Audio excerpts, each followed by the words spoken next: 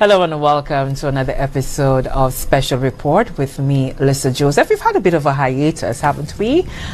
Did some vacation, had to travel on assignment, and now I am back. And I'm very, very happy to be back with you so that I can bring to you very special guests and have some very in-depth conversations. And it's going to be no different this time around. I'm speaking with a development economist. He has over 15 years of experience in public policy, specializing in areas of fiscal policy, social development, national planning. And his professional career began all the way back in 2003 at Barclays Bank. You remember that bank? Where he worked as a night depository teller.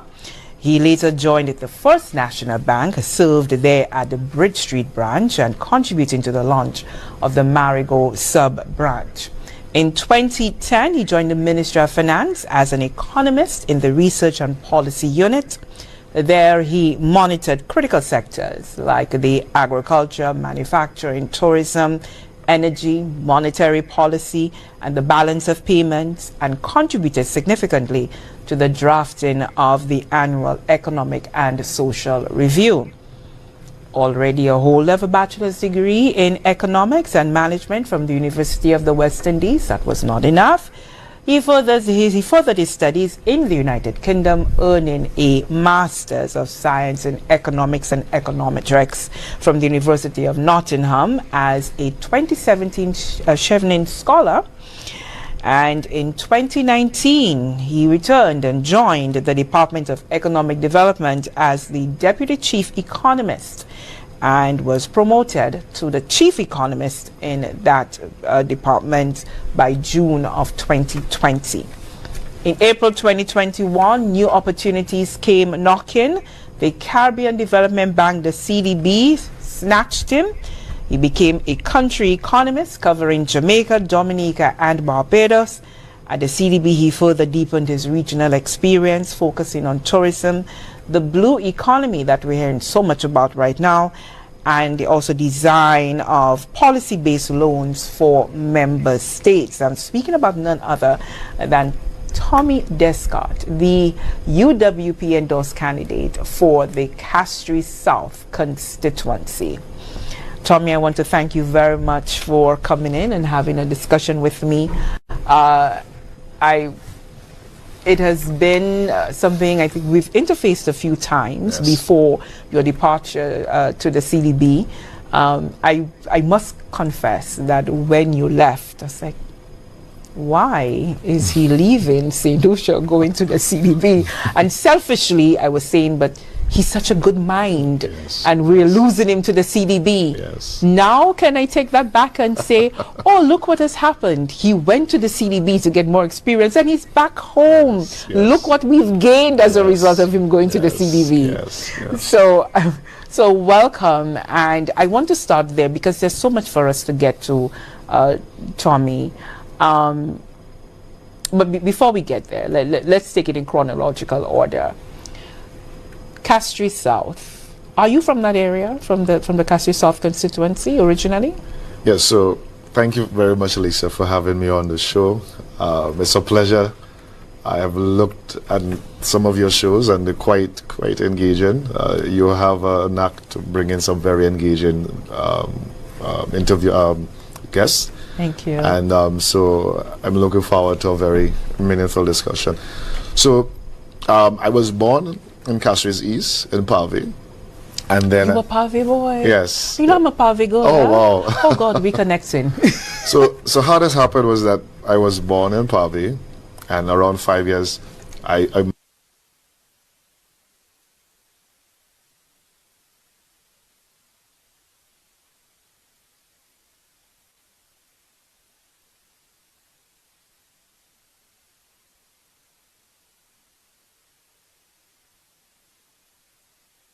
So I went to pee outside and urinate, and two guys were fighting. And as soon as I entered the door, I shut the a boulder slammed into the door. Almost killed me. And I vividly remember as a child telling my mom we need to leave. I didn't know that she actually took my advice as a 5-year-old. And later on, we moved to the Mon in Tourmafleet, and then moved to Cicero. And I've been there for quite some time, my entire life. So I've grown to love this community. It's been my, it really has honed me as an individual. The people I've engaged over the last couple of years. And so I'm here to serve Castries South. So I am from the community. I have served in various capacities, and I'm here to serve, Lisa. It would seem, listening to some of the chatter that you're almost just a transplant that came overnight, that sort of thing. Yes. But you spoke there of your mom, and she was a single mom. Yes. Tell us a bit about your upbringing. Yes. Actually, Lisa, our family actually lost a member. So my uncle John Descartes passed on Monday. So my mom, originally from Switzerland, my grandmother had 17 kids, and I call her my little country girl. She left Switzerland in her, I think it's 18 or 19, to look for a better life in Castries, and then she found a place in Pavie, and she had me as a firstborn. She worked at the Dominican Sisters. So my entire life on the Mon, I was around the clergy, the nuns, the St. Benedict's Church. So that sort of molded that sort of deep faith in God. At one point, I actually wanted to be a priest, Lisa. You actually, you have that look, Tommy. I'm just saying. I actually wanted to be a priest, but she's been my bedrock. She's molded in me that discipline. She's molded in me to be honest. I remember my mom instilling in my mind, that you stay without, that you never steal, that you never. So that's very etched in my mind.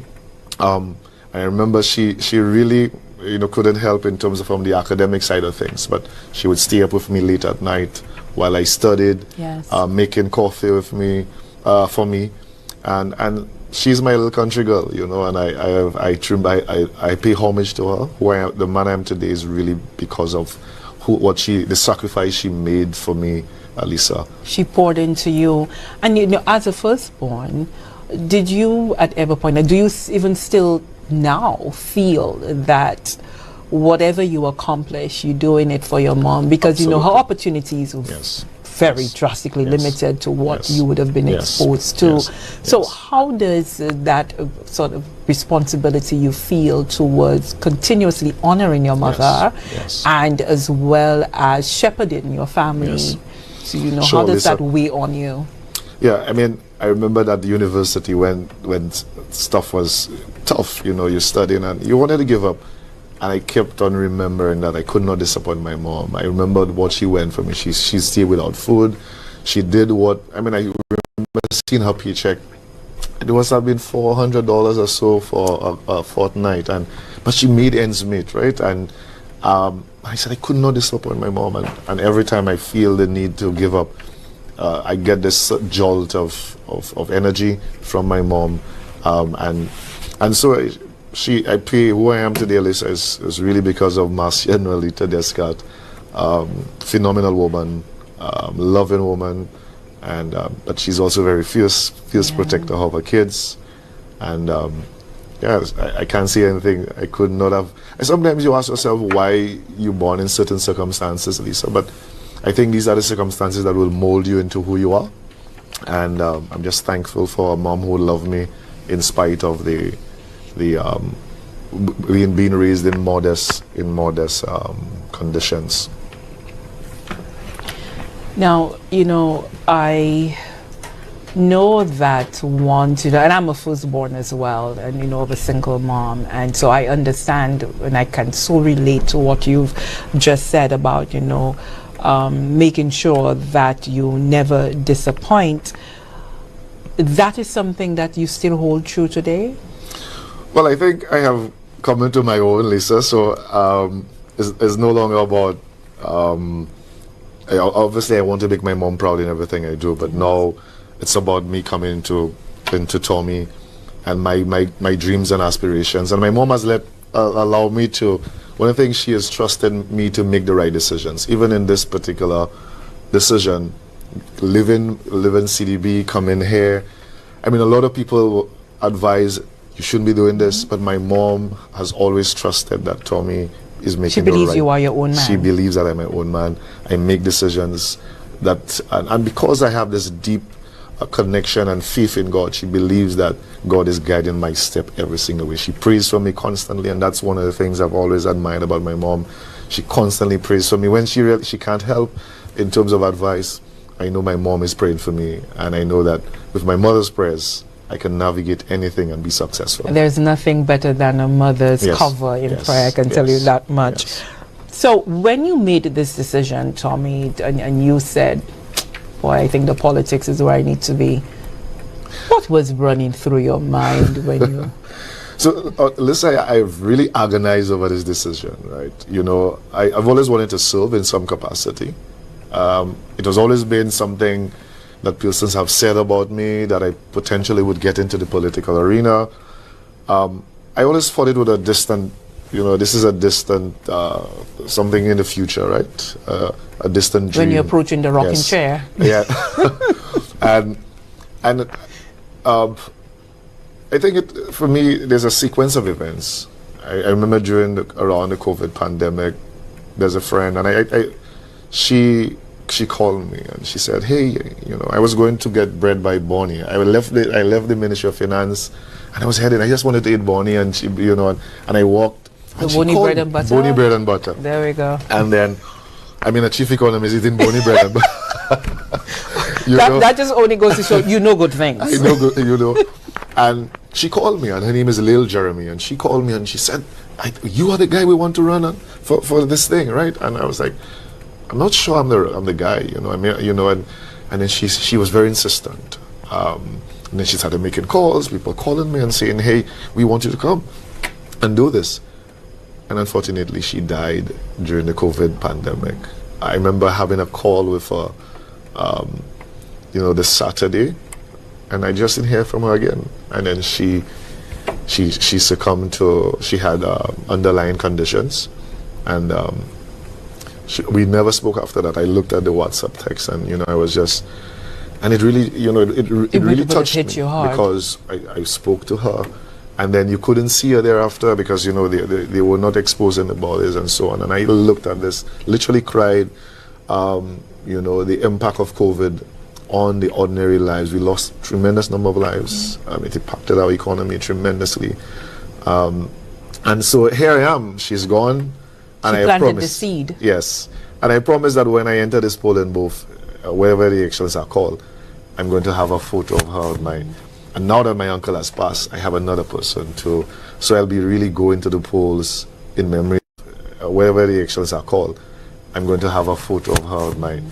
And now that my uncle has passed, I have another person to polls in memory of Lil Jeremy and now my uncle who has recently passed. So in light of that, I'm going to ask you, and since you are as spiritual as you are, a higher calling. Prayed long, and I had to seek God's wisdom in the scriptures. And then I remember David when he was going to face Goliath, and his brothers and his brothers said, why are you coming around? And he said, is there not a cause? Yeah. And that has been a scripture I've said. I don't want to look back, Lissa, and ask myself when the opportunity came to rise to the occasion and to represent my country, that I did not come to the table. I didn't come, so I know now. And Teddy Roosevelt says it's not for the man who sits on the fence, and I don't have the entire quote, but essentially saying it's for the man in the ring, the man who is bold enough to come in and to try, and whatever is the outcome of this, I know that I'm going to give my best shot. I'm going to come with a clean politics, which I think is what we need now. Yeah. It's going to be on policies. I'm not going to get into the mudslinging, and my deep faith doesn't allow me to do so. It's about people and about policies, Lissa. So then one would say the UWP, if this is what you believe in, you want to run clean politics, as you know, the UWP has attracted some critics, and some critics will tell you, well, it's not a party for the people, not a party of choice, not a party that really contends with ideas. And so why did you select the UWP over any other party? Well, for one, I think the narrative that the UWP cannot attract talent. We've clearly, with the slate of candidates that the UWP has been able to put, myself, Stephen, Titus, Ben, a solid slate of candidates. I believe in a parliamentary democracy, you need to have strong political organizations on both sides of it, where you can have the that contesting of ideas, and that's going to make the country a lot better. We are going to offer to the voting public, the electors, clear policies, not the rum and chicken, not the mudslinging. It's about issues, and I think the UWP, while the Labour Party has sort of painted it in a particular narrative about it, it has a long history of being very progressive, and I've been one who said that I'm a Comptonian development economist, because paying homage to the great work that Sir John has done in our country, and this long history and legacy of progressive development and social mobility in our country. Some have tried to sort of airbrush it, even in Sir John felt that they've tried to airbrush it a bit. But I think we need to reinsert his memory and his contribution to our development. And so UWP for me is the party of choice. But I also would like any young person who wants to come into the political foray, if you think that you have the conviction, you have the capacity, and you're a credible individual, you should come in. I think it's going to make our politics stronger. The body politic is going to improve substantially, and our country is going to be better for it. Otherwise, what's going to happen, Lisa, is the worst of us will be leading the best of us, and that is what we call the kakistocracy. And I don't want this to 10, 15 years down the road having to say, Tommy, you could have maybe bucked the trend. And so if my entry into politics is going to encourage this young woman and this young man who's watching to get involved, I think I would have made my contribution to politics and to my country. So you get a chance to expand on your Comptonian principles in a little bit as we get into some economic discussion. But I want to start where you just left off with young persons. Yes. And right now we've seen such a surge. Yes. A surge again, because it seems like we've never truly left that path. We continue in that escalation with gun violence in the country. We've had maybe in the range of 12 people, I think, died over the last 2 weeks, thereabout. And you, though, I want to draw back on your upbringing and being raised in the church. You were very, very instrumental in community work at a young age. In the Cicero, you're president of the Cicero Seagulls Youth Sports Club. You did Cicero Community Football League, Montfortune Gladiators basketball team, Focus Youth Conference, things that you've led to, and other spiritual and motivational support that you would have given along those years. I say that to ask the question, do you think the absence of such community organizations, it's lending to the way that we see our young people are so easily swayed into the devil's workshop? Yes, absolutely, Lisa. One of the things that's also have me seated here today, Lisa, is that as the president of the youth, well, not the youth and sports club, my church youth group, I lost 2 young boys. I would have left and gone to study and so on, but one was I think died at sea, never recovered the body. Another was murdered, and I remember this young girl who was burnt at the Lower Mon. She was part of my youth group at the time, and I kid you not, Lisa, a month doesn't go by that I don't think about them, and I ask myself, what could I have done, better? What could I have done a bit more? And yes, these institutions, social institutions, clubs, church groups, play a vital role in terms of the social network of our young people. And I remember there's a gentleman who, Mr. Reed, who was a former director of Youth and Sports. Victor Reed? Yes. And he was telling me that there was a story of a couple guys, Ciceron Seagulls. They were guys who have it playing volleyball, and they invited two guys to come and play volleyball. One decided to come, and the other decided, no, he's not going. And years later, the one who decided not to, he was a vagrant. I don't know if you remember the guy who was in a wheelchair all on the Millennium Highway. Yes. And that's Mr. Reed's account. And he was saying, but the other guy went on to work with, I think, some embassy, and he made something of his life. And it shows the impact, the influence of positive people around you. And throughout Saint Lucia, we are seeing that there is a deficit in terms of social organizations like clubs, community groups. All of that is something of the past. Yes, we've developed in terms of persons have more incomes, we have better roads to some extent, but the social network is not there. And so what you find is a lot of our young men are now opting to go into a life of crime. And we now need to figure out, how do we stop this? Lissa, I did an assessment of the 77 murders of last year. I actually pulled out every single news article and sort of quantified how much would the state would have lost in terms of years of life loss.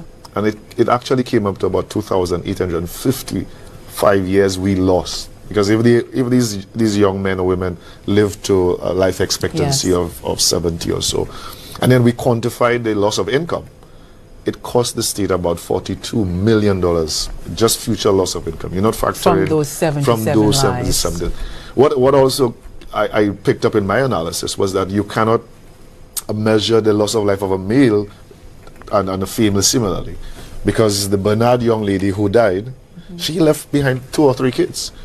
How do you quantify the value of a mother in a child's life? You can't. You really can't do that. So it's substantially more, and therefore the state loses.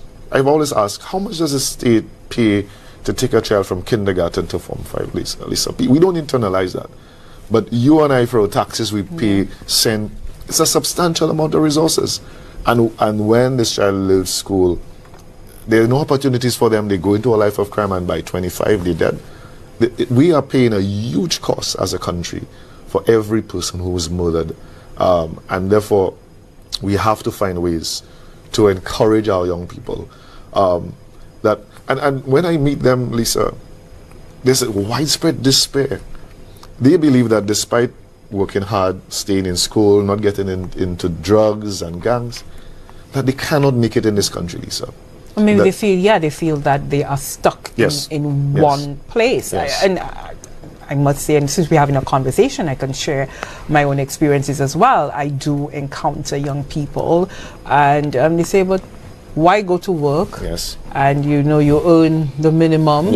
And then by the time you pay transportation, you get maybe have a little room they rent in, and there's nothing left over for them to feel as if that they feel independence, that they've achieved something, accomplished something, that they can feel that they can put their hand in their pocket, and if they want to have something extra, that they can, spend on a little ice cream or something. It's very interesting you brought up that point, because Lissa, I've looked at in the case of Viewfort South and the spurt of crime that we have there, and I looked at a report, I think in 2013, it was a labor force needs assessment, and it literally suggests how many jobs are available and persons who are seeking for these jobs. And in Viewfort South, you had a case about 20 or 25 persons vying for every one job. So clearly Viewfort South and Viewfort had an employment problem. It had an economic problem. And then 10 or 15 years down the road, you see it's surging crime. No, the root of it has been an economic problem. Insufficient jobs. Now, a young man has to make a decision. Do I take public transportation and go to Castries every day? I mean, I think the bus fare is $8. That's $16 or so. And then if you work in the north, that's another. he's saying, well, I mean, it doesn't make sense. And that's why I felt that the thrust towards developing View Fort would have really, really alleviated some of these challenges that the average young persons are facing down there. These are the hard choices people are having to early childhood education. A mother decides, do I send my child to preschool, which is very expensive, and so for me, and then she decides to stay home and educate my child and take care of my child. But I also believe that these are some of the things that they are dealing with on a day-to-day basis. There is widespread despair. There is a widespread sense of hopelessness of our country, and we need to find a way to bring hope and be very honest with our young people. This get-rich-quick scheme and that sort of thing, it doesn't work. You need to be committed and take your time, build a life, and so that's why I'm here, Lissa. I believe that we can tell them, hey, through hard work and discipline, you can achieve. It's not going to happen overnight. It's never happened overnight for anybody. So just stick. And there's a whole. But you certainly must have a framework within which individuals can find themselves into a system that is showing or giving them an indication that if they stick to a plan, that there will be rewards along the way, and so the system must find a way to help buffer certain things. And I want to ask about your time that you spent within the Ministry of Equity, Social Justice and Transformation. You were in there. A lot of what you spoke about, dealing with the community organizations, the job situation, people, you would have seen firsthand what the situation of the country is when it comes to the social safety net. Yes. Assessing what you encountered then, maybe what you would have helped put in place, versus what you see now. Have we moved into enabling people to be better placed, or are we still at that same point, or we worse off? So Lissa, when I went to social transformation at the time, I was leading on the research side of things. I discovered that social programs are far more difficult than economic programs. I mean, you would implement a tax policy, you would implement a policy around debt or fiscal, whatever it is. But social policies, when you are dealing with lives, you're dealing with actual people. It, in my honest opinion, is 10 times harder. The behaviors that you need to sort of behavioral changes. So, for the first time, when I was in Ministry of Equity, someone came to me. They were trying to get onto public assistance, and the person confided in me that they had HIV, and I was shocked. I had never encountered someone with HIV in my life, and I was like, these are real people. These are not just, we talk about them very blasé. You put the statistics on paper. But these are real people. So in the Ministry of Equity, which is the tip of the spear to fight poverty in our country, while I was there, we tried. I would have inherited a proxy means test. This is an instrument that would use to target the poor and vulnerable and to sort of determine the eligibility for them to get onto social programs. With the help of the World Bank, we have sort of revised it with new information. But what stood out for me was, for the last 30 years or so, Saint Lucia's poverty rate has been 25%, Lissa, and it has not changed. It has not shifted. That means 1 in 4 Saint Lucians are considered poor, and that's before COVID, right? So now I'm very concerned what is the poverty level in our country after COVID and all the multiple shocks that we've encountered. And for me, we've spent a lot of money on social programs. We have STEP, NICE, HOPE. What that means is that either our programs are not sufficient, we are tokenizing these interventions, and we are not giving them the full range of support to lift them out of poverty. So these people are what you would call structurally poor.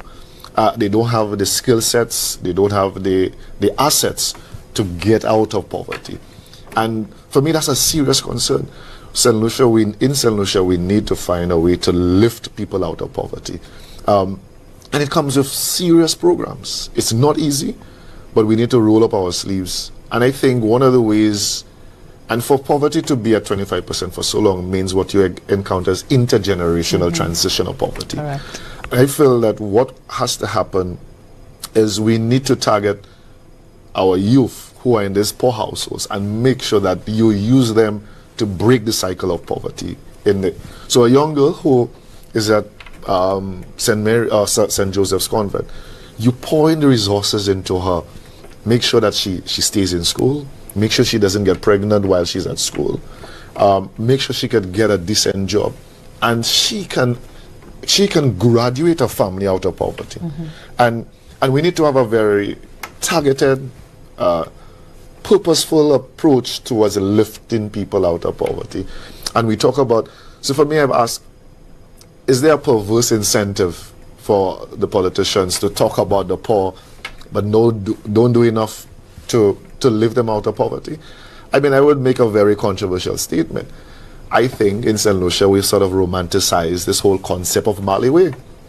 I think Mali Way, yes, it's a state that you experience at a particular point in time, but you should remain there. You should aspire to graduate out of this economic circumstance. And we've seen it, some political organizations have made it their mantra, the government of the Mali Way. One has to ask, what is the perverse relationship between this political organization and the poor? And we need to lift people, and I think over the next 10 years, we need to be bold enough to say that we are going to at least reduce poverty by half. At least aim for about below 10%.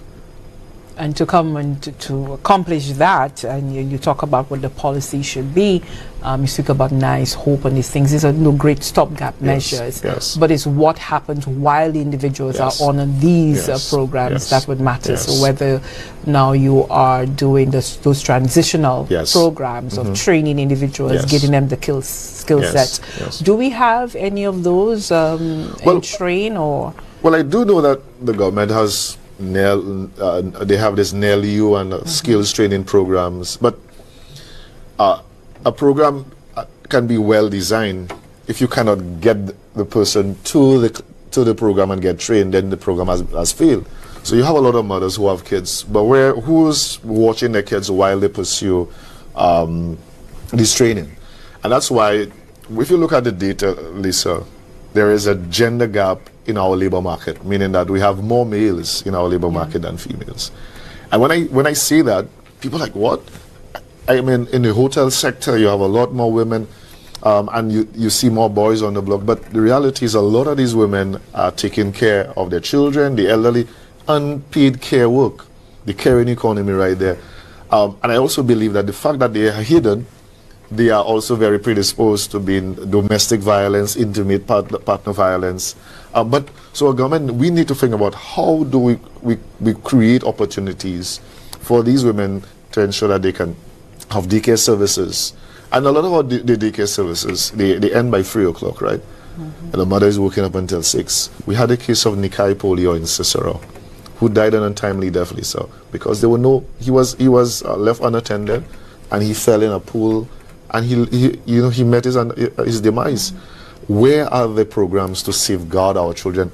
And I think that if you provide after-school programs or care programs that are affordable to mothers, it allows them to go into the labor market, get the training, and earn a living for their families. And it now is a poverty alleviating strategy. But coming out of the ministry that you were in, there believe that there was or is still not too certain as to what the update is, an after-school program. I do believe that there are some citizens themselves who contribute to the after-school program. So I guess it would not be far-reaching enough.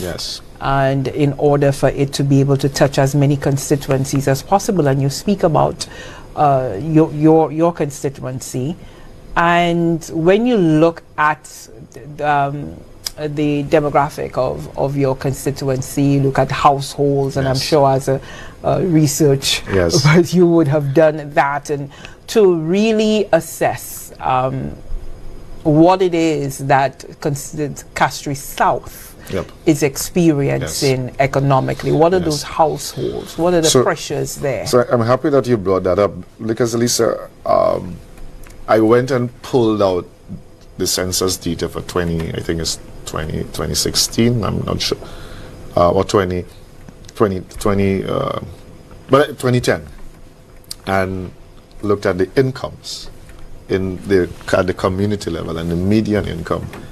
And the median income in Castries South is $1,600, and that's household income. There are some communities it's as low as $700, Lisa. So you can imagine having to raise 2-3 kids on an income of $700. So clearly Castries South has an income problem. We have to raise.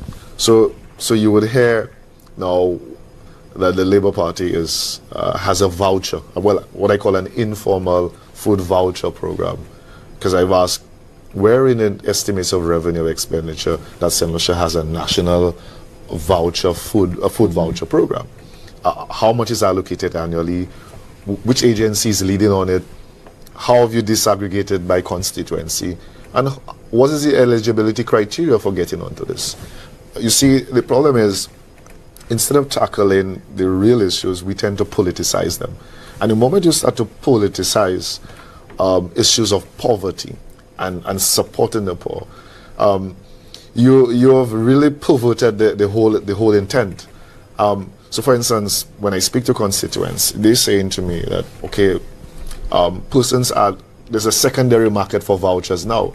So this person goes to several reps, gets a voucher, a school voucher, and they don't necessarily need a voucher. So they have 4 or 5 vouchers, and they go back and sell the vouchers to other persons. So again, it's not targeted, and the persons who really need it are not getting the right amount of intervention. So if you look at the government, it focuses on equality, treating everybody the same. So for example, I use an example of the CXC, paying CXC for everybody. But there are affluent community persons who should not be, the state should not be paying their child CXC for them. But some people will tell you that no matter what the income of a household, pressure is pressure. Agreed. There's pressure everywhere. Agreed.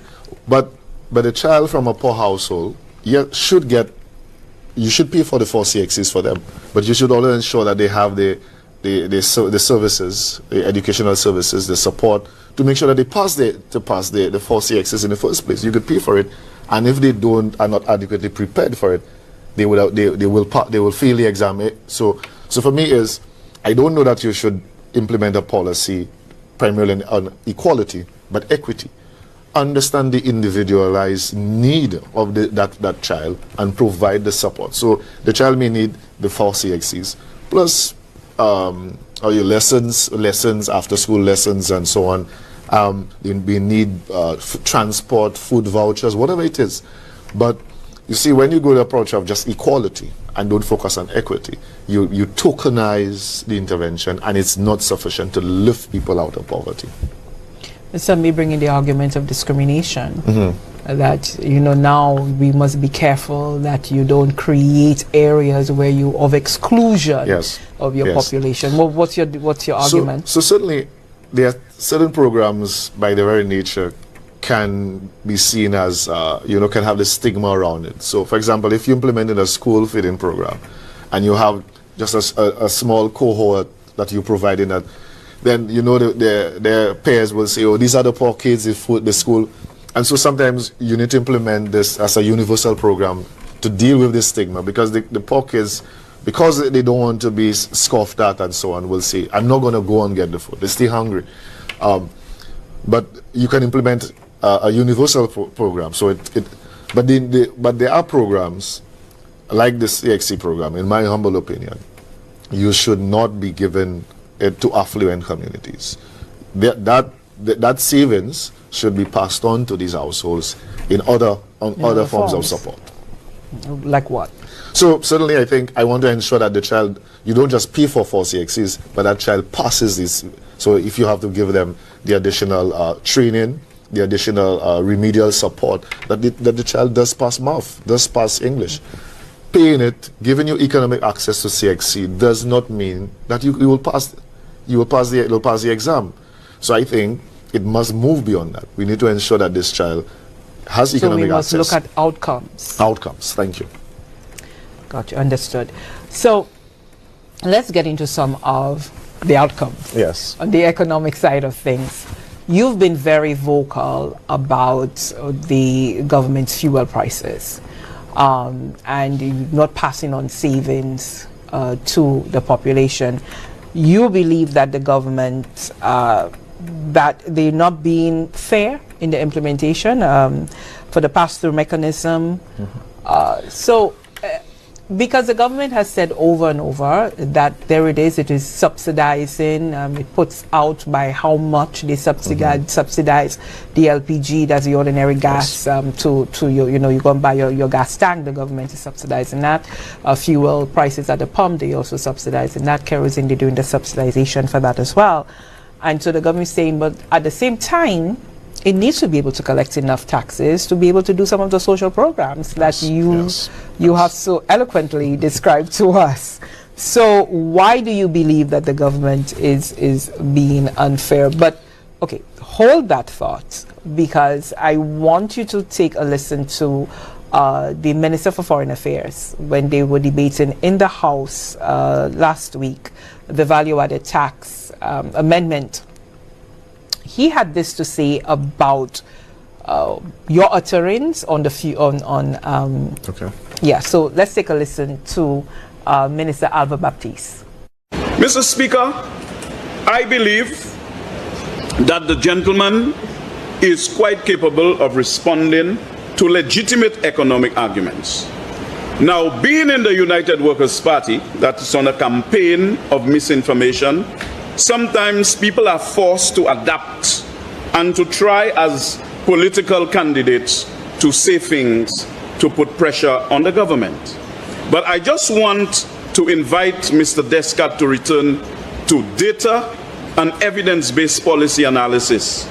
Do not devalue the currency of his political integrity to adjust to the glaglanomics and Simegwin politics of the UWP. There is life beyond the next elections for him. You have been one, the glaglanomics, Simegwin politics. Well, I mean, this is theatrics, right? And I think, again, much of what passes in the House for debate, it's just theatrics. And I think the public, it robs the public of robust discussions about the deep issues that they are facing. So on this particular issue, I would have written an article and shared it on the Saint Lucia Times on how I think that the government has not been transparent with the pass-through mechanism. And this data, unfortunately, when I shared the article, the editor cut out some information in there. A lot of the data, they thought it was too data heavy. But the reality is, from January 2023 up until April of 2025, if you observe the pricing policies within the OECS, you will see three things. That Antigua, the Gaston Brown administration, has kept fuel prices low and fixed for an extended period of time. You would see that Dominica, Grenada, St. Kitts, and Benz, they've allowed prices to adjust to reflect the adjustments in international prices. So you see the gradual but in the case of Saint Lucia, the prices were kept high and fixed for a long period of time. And one has to ask why. And for me, my interpretation of this is that the government of Saint Lucia prioritized revenue maximizing as opposed to passing on the savings on to consumers. Now, you're right, a government has to run a country. But the government repeatedly said that it did not have any policy tools to respond to high prices, including fuel prices. It's imported inflation. I have no response to this. But the data says otherwise. If what is so unique about Saint Lucia that it could not adopt one of these policies? So I understand that prior to 2022, I think, prices were high, and the government made a decision to reduce it. My fundamental argument is, as the landed cost reduces, the government had an option to either pass share, you could do a 50-50 sharing, a 75-25 sharing, or if you're very benevolent, you could pass on the full amount. Now, there are scenarios for that. I'll break that down for because, my audience is very diverse. So Yes. we want to, those who know, Yes. know, but those who don't know, Yes. we need to give them that edification. So, how the final price of gasoline and diesel is derived in Saint Lucia? You get a landed cost, which is the imported cost of the bulk goods that Saul and Rubens would bring in. The Ministry of Finance would do an average of these two bill of ladings, and that would form the base. Then the government adds a 6% service charge, excise tax. Now the excise tax is a hard number, it's not a percentage of the base. So the government can adjust that as it deems necessary. And then you have the retailers and the wholesale margin, and you get your final price. My argument has been the landed cost from 2022 to 2023 has dropped, and it fell further in 2024. The amount by which it dropped, the government increased the excise tax 1-to-1, literally by the same amount. The government did not say, well, if I really care about consumers, I could have passed on 50%. So let's assume the landed cost fell by 50 cents, Lisa. A government could have said, I would take 25 cents in increased excise tax and pass on 25 cents in lower cost of the pumps. It could have done that. It could have said, I would pass on 75% of that reduction and keep 25% in tax, or be very benevolent and pass on the full amount. When I did my calculations, if the government was extremely benevolent, you could have been paying at least $14.34 at the pumps in 2024 for unleaded gasoline. So my argument is, and also, if you look at the excise tax intake for 2024, the government racked in $80 million, the highest in the history of our country. So my argument is the government could have looked at the historical excise tax intake, adjust it, and say, you know what, I'm going to share, I'm going to pass on some savings. The government chose not to do that and said repeatedly that it had no policy options. But all of a sudden, the Prime Minister says, I'm going to reduce it from $16.50 to $16. Why? What has changed?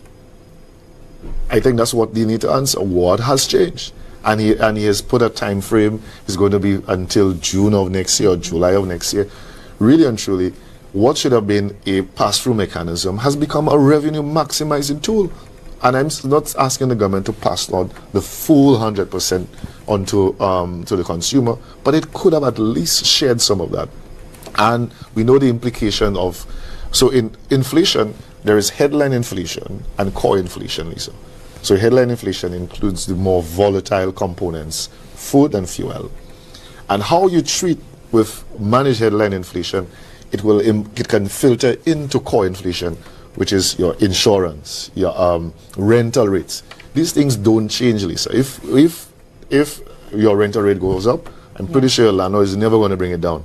When your insurance premium goes up, and we see it in the data, insurance premium taxes have gone up.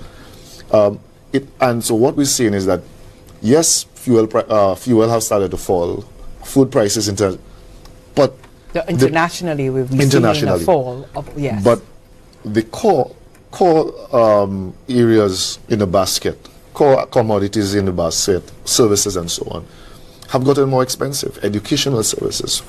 I mean, the government had to resort to now giving sanitary napkins in schools. I mean, it's an indication that basic hygiene products have become very, very expensive. Well, let me tell you, that is a whole separate conversation. I know globally, regionally, there's been a push for the period poverty, and Saint Lucia is, now coming in, joining the list of other countries where, at schools you provide that. But I go to Yes. you know to the outlets as a female and for the females in my household, and I can tell you that still the prices are unbelievable. Yes. I looked at a brand, or if you want to call it a brand, but really and truly as a woman, when you have to you use the sanitary napkins, you don't want to use things that have the quality is questionable, yes, because we are yes. open to all sorts of Yes, infections as a yes, result yes, of that. yes. So you want to really get some good quality Yes, yes. products. And to get a good quality product, we are in the range of between $30 to almost $50, $49. Wow. I think I saw one Yes, for $49 yes. something. So you have to And compromise how- on quality now. Yes, Yes. exactly. Yes. And that is not 3 months ago. I'm talking about just last week. Yes. You know, the prices, and it is astounding. Yep. So But I do believe that they're VAT-free now, aren't Yes. they? And they're So- placed on the control Yes, list, I do believe, yeah. and we're still seeing those high prices. So Lisa, my issue is, so inflation is the general increase of goods and services in the economy, right? So yes, as these goods get more expensive, there's an index that the central statistics would come up with, and you track this over time. The question I have to the government: why introduce this policy now, when VAT was ravaging and it was increasing? Not VAT, inflation, sorry. The government could have acted. It could have reduced the service charge. It could have zero-rated these items. It literally allowed inflation to peak, because now we are hearing that the economy is experiencing deflation. That Yes. means prices to some extent, and largely food and fuel. Now you are coming to introduce a disinflationary policy of zero-rating item. Why now? For me, this is not a policy about people. They would So have let's assessed. let's hear why now from the Minister Alva Baptiste in that same debate, and he spoke about what the Saint Lucia Labour Party administration would have inherited from Yes. the previous UWP administration. So let's hear a little bit more from Minister Alva Baptiste. A primary deficit of 7.7%, an overall deficit of 11.5%, public debt at 92.5% of GDP, and over 184 million in outstanding obligations. Despite this, Mr. Speaker, we acted swiftly and responsibly. Between 2021 and 2024, real GDP grew by 11.3%, 20.6%, 3.3%, and 4.7%. Unemployment fell from 21.9% to 10.8%. GDP per capita rose by 20.6%. And St. Lucia's 2024 inflation was negative 0.52%, the lowest in the ECCU, Mr. Speaker. So if the fuel pricing was fueling inflation, we cannot have inflation at negative 0.52%, the lowest in the ECCU. So this evidence now directly debunks Mr. Descartes' argument that fuel taxes are to be blamed for inflation. Antigua and Barbuda, with lower fuel prices, recorded 6.2% inflation, more than 12 times St. Lucia's rate, Mr. Speaker. Moreover, Lucilec pays just 0.50 cents per gallon in fuel tax, a rate that has been unchanged since 2014, and electricity remains VAT exempt. Government has even acted to reduce the pump price to $16 per gallon. So again, Mr. Speaker, where is the burden? Where is the evidence? The Descartes critic is not only flawed, it is politically driven.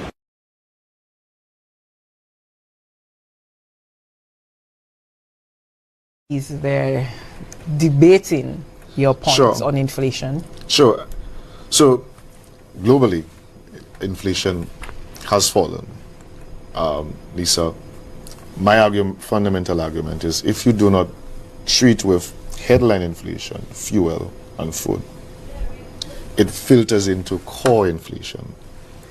and it makes your country structurally more expensive to live and to work. And to, so Minister Alva Baptist, I have to ask the question, if you're experiencing this deflation now, why should you be introducing a zero rated on 70 items? Why? You should have done that when people were being ravaged by inflation. So I think the policy is too late and it's not sufficient at this point. Too little, too late. In terms of when you assess Antigua, you have to look at the dynamics of these countries as well.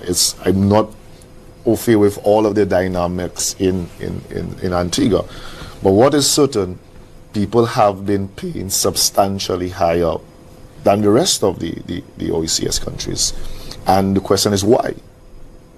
For me, fundamentally, the government could have lowered the price of, and I'm going to quantify this. I'm going to quantify how much that would have translated in terms of income that was taken away. Now, some have a critic, that the UWP is the government that introduced additional 150 on top of a 250 for the excise tax. Now, that 150, if you critique in this, then your policy position should be that I should cap the excise tax at 250 and not allow it to go to 474 in the case of excise tax. There's a diesel. So for me, the argument has to be, if you're going to argue against it, at least your policy should reflect that argument. The Unitedpac Party, in terms of the 150, you saw it was literally a road maintenance levy. You saw our roads were improved. You saw the government taking decisive action to enhance the quality of the road networks in our country. You can't say that the same is here now. Now, I understand there's a lot is said in that particular clip. One is said that our GDP went up to 90-something%. The minister knows full well that debt to GDP ratio is so you have your debt and your GDP. If your GDP shrinks larger than your debt, is good, but that's artificial. The moment your GDP grows again, what is our GDP now? It's at 73%. Now, our debt to GDP, sorry. They know that, but they are playing, this sort of theatrics and try to mislead persons. The nominal GDP as debt has increased, but because the GDP has rebounded. Now, listen, when we encountered the COVID pandemic, there was a lot of debate about the type of recovery. Persons were saying it's going to be a V-shaped recovery, a U-shaped recovery. A lot of what the minister said, the 11%, and that this is recovery. You are in your business cycle, you have peaks and troughs. And it is also testament to the resilience of our economy, Lisa. And the tourism sector that they have vilified, and they were saying at one time that there's reliance on the tourism sector. The political leader at the time, who's now the Prime Minister, said he didn't understand how important and the sheer importance of the tourism sector to our economy. As a matter of fact, I recently saw a report by the World Travel and Tourism Council suggesting that by 2033, tourism would account for almost 67% of that. That means we are very, very exposed to exogenous shocks from the tourism sector globally. And that's what we saw. Saint Lucia has one of the, we recently heard them say that they had the highest revenue generated from tourism expenditure in history. Again, it reflects that this country structurally is very reliant on the tourism sector. And if you get a shock where all airlines are shut, you expect to see every country went into deficits. The IMF said that there's global recession. They said that you needed to borrow. But whatever you borrowed must protect lives and livelihoods, and that you needed to position these economies to rebound as quickly as possible. And that's what the Unitedpac Party did. How did it do that? So, firstly, there was a three-prong approach, a triage approach. Immediately, we came in with the health response. We had all of these health, we were trying to get masks, we were trying to get The PPEs. The PPEs, setting up the hospitals. We commissioned OKEU during that. And so we wanted to respond. And Saint Lucia was leading in this. We put together a command center which was focusing, engaging the public repeatedly on what we're doing around this. Then we went on the economic relief. NIC gave income support to the NIC contributors, the non-NIC contributors. The government was given, these were the informal sectors, the fishers, the barbers, and so on. They got, and one of the things that really struck me during this time was that if I was an MP then, even if I was an opposition MP, I would go around and make sure that my persons benefited from these income support. We had people who were actually vilifying these things. And for me, it showed me that the Labour Party did not care. It has never cared, and we are seeing it as it doesn't care. And then we moved to what we call the Economic Recovery and Resilience Plan, where there were over 42 interventions to provide support to the economy and to make sure that when we recovered, that we would be more resilient and that we would not, we would limit the impact of the pandemic on our economy. We're trying to get people back to work as quickly as possible, and it was about lives and livelihoods. And we saw the political leader was one of the first persons, Alan Shastney was the Prime Minister at the time, and he emphasized that we had to coexist. And I want to reiterate the point. What we also did, there was this committee with civil society. We also engaged the opposition. First, let's bring our collective minds, our brain trust together and figure out how we're going to resolve this. And I was so disappointed, Lisa, that after the first meeting, they came and a letter was sent saying that they could not continue to participate in this committee. There's a letter. I'm pretty sure it's somewhere in the Ministry of Finance somewhere. And for me, that cemented that this is a political organization that would put politics over people, politics over country, when we needed all the persons to be together and to figure out how we get out of this. And that's cemented in my mind that I could never associate with a political organization. And what did they do? A political organization that would do such a thing. And what did they do? They went on march, Lisa. And I say it and I'll say it again, that I will not ascribe this march as a super spreader. I won't. I don't have the evidence to suggest that. I mean, the minister has just chastised me of not being evidence-based in my analysis. But I think what it signaled to the average Saint Lucian that this thing is not serious. You can let your guard down. And we saw the ripple effects of that. Hundreds of Saint Lucians perished. You know, the cost of keeping the country running. Now, and I think that the minister would have, in the debate in the House, it was said over and over that Saint Lucia was the largest borrowing country during the COVID period or for COVID, something of that sort. And I'm wondering why that may be. Let's just say, I don't have the facts. Maybe you would be better suited to refute or to confirm.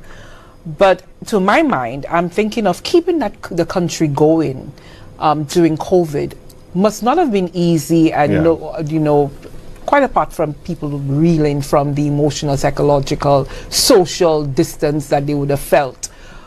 But just to be able to ensure that employment was critical as well. Yes. All the hotels were closed. Yes. But we had hotels that were being used as isolation centers, isolation facilities. And if I'm not mistaken, that the arrangement then would have been whether it be the hotel pay for the salaries of the workers who would come in and work alongside the medical professionals who were there. And then the government would have taken care of everything as utility costs and the food and so forth. I would have thought that keeping that sort of arrangement going for as long as it did, because COVID was almost like those facilities would have been continued open for over a year. Yep.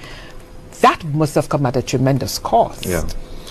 Again, Lisa, it was a very difficult period, and any government would have had to make tough decisions during that period. So you had a situation where all flights were shut. All flights to Saint Lucia were grounded. You had zero tourists. As a matter of fact, the U.S. was trying to get their people out and that sort of thing. Some of our people were stuck on cruise ships overseas, yeah, and that sort of thing. The government had to find a way to keep this country afloat while we navigate this difficult, very difficult period. Now, the government engaged in borrowing on the advice of the IMF, the World Bank. They said, you need to borrow. This is, if there is a time you needed to borrow, was then. And the borrowing that we engaged in was very concessional borrowing. At the time, you barely could have gotten anything on the RGSM. A lot of these, and then you also had regional government security exchange. So the IMF and the World Bank came and they were providing support. Now you must understand that this is very concessional. So you're talking about 5-year moratorium, 30-year loans, maybe 1 or 2% in. Very, very concessional. So so the borrowing that we actually did during that period assisted in making the debt profile a lot more concessional, in terms that you have a longer period to repay, you have longer grace periods, and the interest rates are lower. So if ever you needed that borrowing, you had to borrow then, and that is a type of borrowing you would want to engage to save lives, keep people working. And so you're right. The government was creative and said, we have all of these rooms there. We can use it to keep people in the jobs, albeit, as you know, I mean, I don't know that person's worked for the entire month, but you were trying to keep the economy going while, you have the tourism sector, and also managing the health impacts of that. So the debt, in my honest opinion, was a debt worth the lives and the livelihoods of our people. But did it shorten our fiscal space? In the end, yes. In the end, was Saint Lucia was off for it, creating less of that space, fiscal space for the government, so the incoming government to be able to maneuver. Well, suddenly they came in and they inherited a fiscal deficit, and that's just the reality of it. You're coming in when you have, if the SLP was in power and the UW had come in, they would have to inherit a fiscal deficit likewise.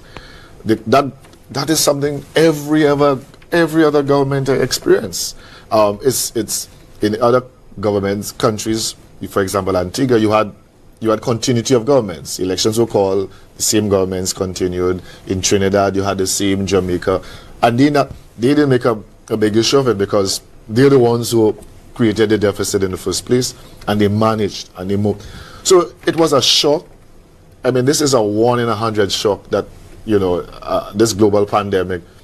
And the government had to do what was necessary to ensure that it kept this country safe and at least tried as best as it could to get to have people working, essentially. Sorry, finish your thoughts. So one of the things that we did was we tried to fast track construction projects, a lot of the roads and so on, and we already had pipeline construction that was planned. We sort of fast track it and we would look into get the airport going. We felt that if any time you could have resurfaced or build your airport was now. You had no flights, there were no disruptions, and it was going to stimulate construction activity. One of the things for me in hindsight was the policies was not gender sensitive, and I have to admit that. It was more men who were in the construction sector, and we didn't have enough women are underrepresented in the construction sector. So even when crafting this policy, I said, "Whoa, we did not consider women adequately." But we tried. We felt that, and if you listen to the Labour Party back then, and to the leader of the opposition, he was almost insinuating that you need to go in a fetal position and hide under your bed and wait for COVID to pass. If not, if we had taken that position, Lissa, the entire world would have left us behind.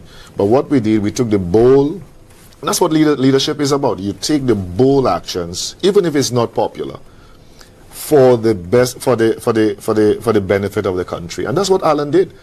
I think it cost him the election for that. I think there are in hindsight, a lot of political analysts are saying, had he called the elections perhaps in October of 2020, he would have won that election, but he put country first. And that is what genuine leadership is. And his understanding of the tourism sector and the economy, the main engine of our economy, helped us navigate. And some of that recovery, that 11 and 22%, is because we positioned this economy to take off and to rebound as quickly as possible. Well, yes, it certainly took off because Saint Lucia became the fastest recovered economies. But the IMF is now saying, based on the Article 4 of 2024, that our GDP is going to flatline at about 1.55%. Again, what is going to drive that? Yes, you've seen this recovery growth, but what is going to happen thereafter? How has this government diversified this economy? Agriculture is it's hobbling along. Our manufacturing sector is there, but it's we have high cost of energy, the high cost of doing business in this country. What has the Philip J. administration done to diversify this economy? Nothing, Lisa. Well, you make mention of the IMF's Article 4 consultation, which was done somewhere in November. Yes. And the report would have been written, I think, somewhere around February, February of this year. And so coming out of the government, the Office of the Prime Minister, press release that they issued back in March 19, 2025, to be precise, in case anybody wants to go look it up. It was headlined that the IMF validates St. Lucia's economic resurgence under the Pierre-led administration. And it says that St. Lucia's, it's quoting the Article 4, St. Lucia's economy has normalized given the country's heavy dependence on tourism. The pandemic led to a sharp contraction in 2020, followed by a surge in growth in 2021-2023.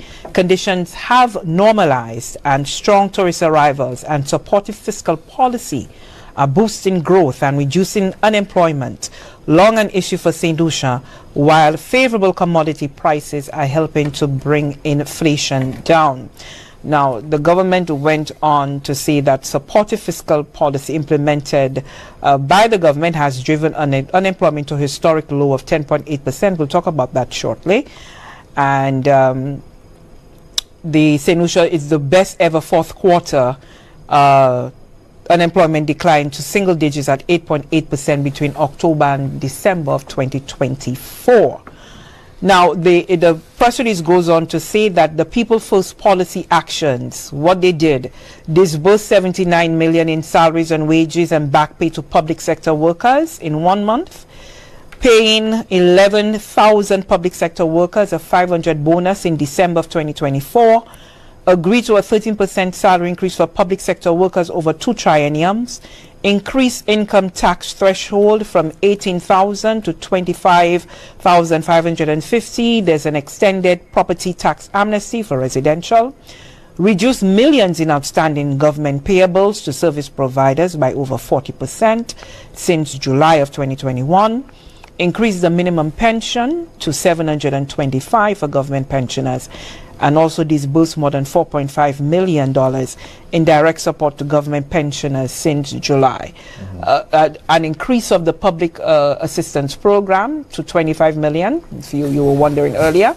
And of course, subsidizing the LPG, and disbursed $9.86 million in tax refunds in 6 months in 2024, and invest millions in critical infrastructure projects. So the government is saying that these policies would have led the IMF to drawing the conclusion that it has. Any response on what these policies? So large payment here, $79 million in salaries and wages. So from my understanding, that this salary was, the triennium was negotiated with the past administration, and so any government would have been obligated to honor this.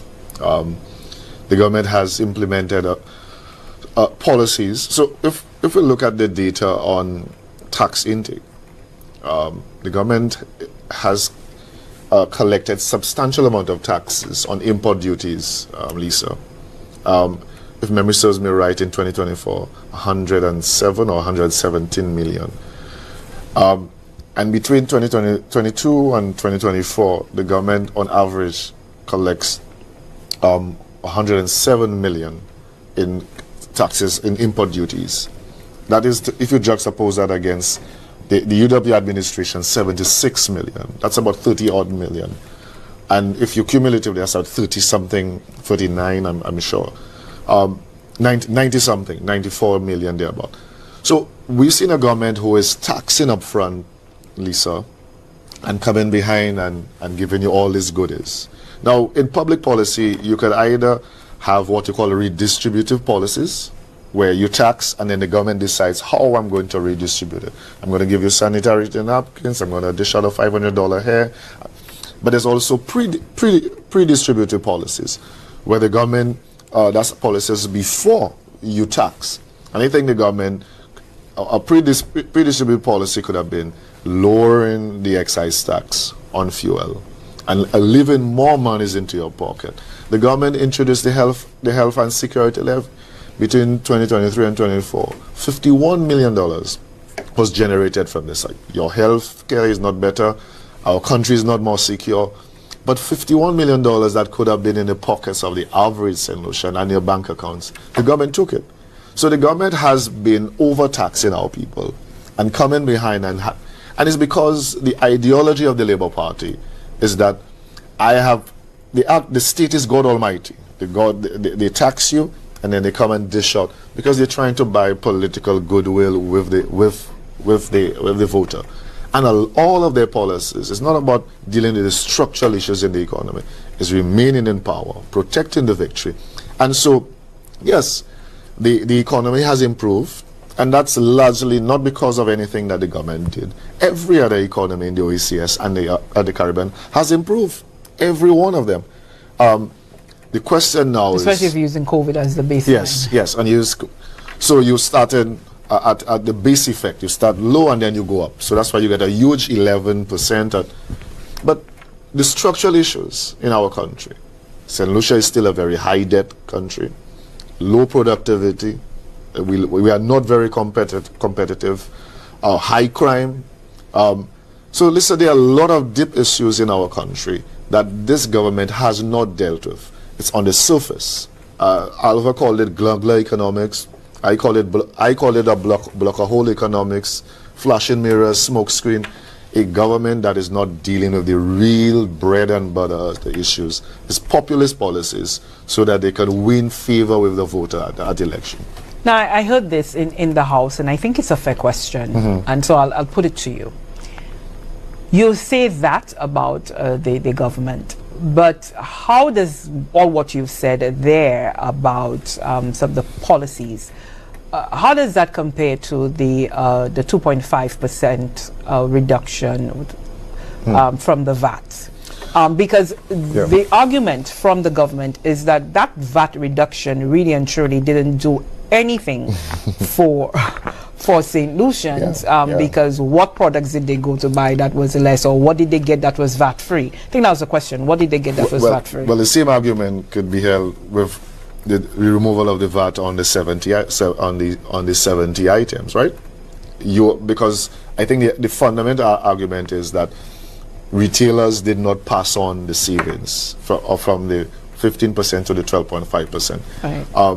One can argue that as to how did it transition into. I think the counterfactual is, if Saint Lucia had a VAT rate of 15% now, can you imagine the impact of inflation on a 15% VAT in our economy, Lissa? At 12.5%, people are really not.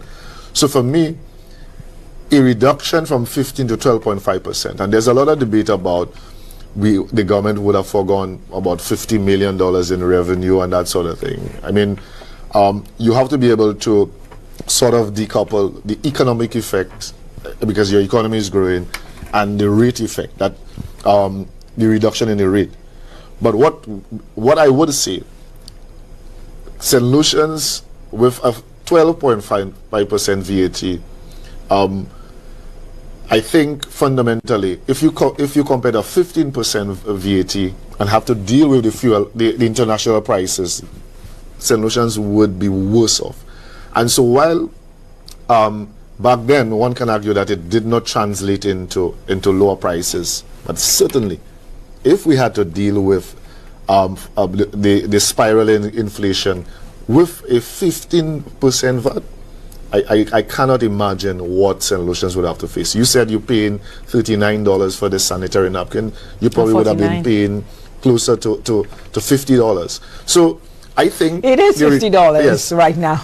I think this reduction, depending on the brand. So I think reducing the VAT to 12.5% literally helps St. Lucians, because if it was at 15%, Lissa, you would not have been able to go to the groceries in St. Lucia. So I know we're going to be running out of time, and I want to talk about the job figures in just a little bit, but since we were on Article 4, I just want to be able to share with the audience some of that, and you could always go onto the IMF's website for you to be able to get it. But it does say that while it gives all of these growing things that we've rebounded or we've recovered, and the economy is growth is 3.7% for 2024 on the back of a strong tourism, construction and manufacturing activity, it also says that over the medium term, once planned infrastructure and hotel investments approach completion, growth is projected to slow to a modest 1.5% over the medium term. Inflation is expected to rise to 2% over the medium term as global input costs normalize. The deficit, including natural disaster costs, is forecast to narrow to 1.3% of GDP in the financial year 2024, but widen thereafter to between 2.2 to 2.9% of GDP on the back of higher capital expenditures. Debt is projected to stabilize around 74% of GDP, well above the regional debt ceiling of the 60%. The current account deficit is anticipated to narrow further over the medium term on account of stronger tourism and lower fuel prices. So the risk to the outlook are tilted to the downside and include investment delays and large debt rollover needs for the country. What does that tell you? So the large debt rollover needs is something that concerns me. If we go into the IMF Article 4 in more detail, the IMF says that gross financing needs, which is your overall deficit, your overall balance, including your amortization, would be in the amount about 15% of GDP. That's alarming over the medium term. So that's a key concern, Lissa, in terms of how are we going to finance this gross. The government either has to borrow to close that gap. We need to figure out, but also the 1.5, the IMF is saying that growth is going to slow to around 1.5. Yes, 1.5. And again, it reinforces the structural issue of St. Lucia is a low growth country, high debt, high crime, and productivities. We have issues with productivity. But we see in our job numbers and how our job numbers are exceedingly good at this time. So I want to be able to give you like about a minute and a half to talk to me about those job numbers. Yes, quickly. So Lissa, I welcome the job numbers if they are indeed correct. When I did my own analysis of this, I picked out there were some issues with the numbers. I did alert it to the Central Statistics, who I think are phenomenal professionals, but they agreed that when you disaggregate the unemployment by sector, it doesn't add up to the final number. And for me, the moment I spot this sort of this discrepancy in the data, it casts doubt on the data. So for me, I think we need to get the IMF to come in, the ILO, International Labour, and to sort of relook the methodology of this thing, because you cannot be putting out data that people cannot trust. Now, it's interesting because, you know, the IMF did say that the unemployment, it did say that unemployment remains elevated at 14%. Yes. So which is different to what we're saying here. Yes. So at 14 is still by the IMF it's elevated, but I mean it came down from 20 odd percent. Well, yeah, absolutely. So, but I think we're touting a different number, yeah, aren't we're we? touting a different number. So for me, I would be very, very cautious not to put out this figure if I have questions around the accuracy of the number and the methodology. So when I inquired and I asked the Central Statistics, what is the sample size when you go out, because they need to survey, and it's I think it's 1,600 or 1,400, and they said the response rates are so low. My question is, with such a low of 50% response rate, can I trust that this is a true reflection? But also, the policies that a government implements can disincentivize participation in the labor market. I've asked, has the youth economy initiative disincentivize young persons for looking jobs in it? And how do we define someone participating in the youth economy as being employed? How do we define that? And these are some of the questions I want the Central Statistics and the government to clarify. I have no issues with I would want unemployment to read. That means we have less young persons who are disengaged. They are actively contributing to our economy and country. But the data must be accurate. It must be trustworthy.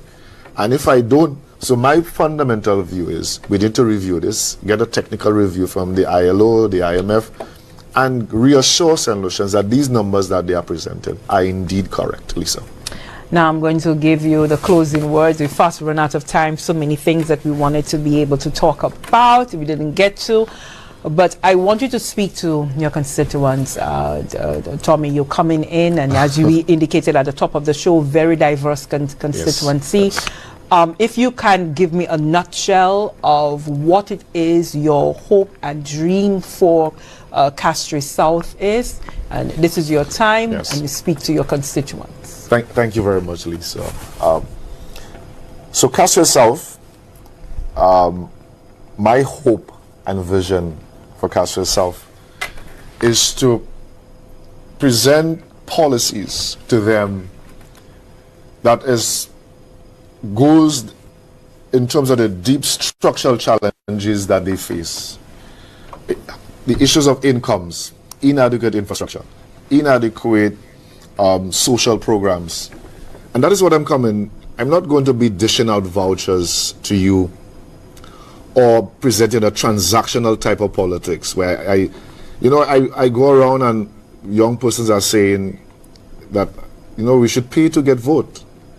I totally, I don't support this type of politics. I want a politics that is going to empower you.